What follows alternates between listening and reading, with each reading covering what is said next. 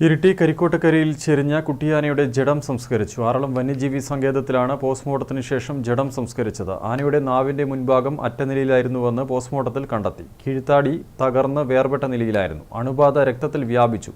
മസ്തിഷ്കത്തിലും രക്തസ്രാവമുണ്ടായി. താടിയെല്ലിലെ മുറിവ് പഴക്കം ചെന്നതെന്നും പോസ്റ്റ്മോർട്ടത്തിൽ വ്യക്തമായി.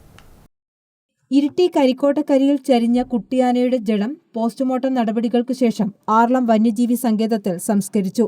Aralam wildlife warden G Pradeep, Kottiyoor range forest officer P Prasad, Aralam assistant wildlife warden Ramya Raghavan തുടങ്ങിയവരുടെ സാന്നിധ്യത്തിൽ Kannur assistant forest veterinary surgeon doctor B Iliyas Ravuthar, Charal veterinary ഡിസ്പെൻസറിയിലെ doctor Saranya, Adakkathode veterinary ഡിസ്പെൻസറിയിലെ ഡോക്ടർ റിജിൻ ശങ്കർ എന്നിവരുടെ നേതൃത്വത്തിലായിരുന്നു പോസ്റ്റ്മോർട്ടം. പോസ്റ്റ്മോർട്ടത്തിൽ ആനയുടെ നാവിന്റെ മുൻഭാഗം അറ്റനിലയിലും കീഴ്ത്താടി തകർന്ന് വേർപെട്ട നിലയിലും കണ്ടെത്തിയിട്ടുണ്ട്. പടക്കം പൊട്ടിയതു മൂലമുണ്ടായ താടിയെല്ലിലെ പഴക്കം ചെന്ന മുറിവിൽ നിന്നുള്ള അണുബാധ രക്തത്തിൽ വ്യാപിച്ചിട്ടുള്ളത് മൂലമാണ് മരണകാരണമെന്നും മസ്തിഷ്കത്തിലും രക്തസ്രാവം കണ്ടെത്തിയതായും ഡോക്ടർമാർ അറിയിച്ചു.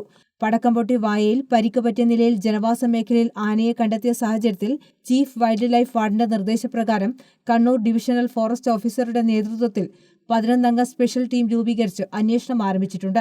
കഴിഞ്ഞ ദിവസമാണ് കീഴ്ത്താടി എല്ലിനും വായയ്ക്കും പരിക്ക് പറ്റിയ നിലയിൽ കുട്ടിയാനയെ കരിക്കോട്ടക്കരിയിലെ ജനവാസ മേഖലയിൽ കണ്ടത്. പിടികൂടി ചികിത്സയ്ക്കായി ആറളം വന്യജീവി സങ്കേതത്തിലെത്തിച്ച് വെറ്റിനറി ഡോക്ടർമാരുടെ നേതൃത്വത്തിൽ ചികിത്സ നൽകി നിരീക്ഷിച്ചു വരുന്നതിനിടെ ആന ചെരിയുകയായിരുന്നു. News bureau, Iritty.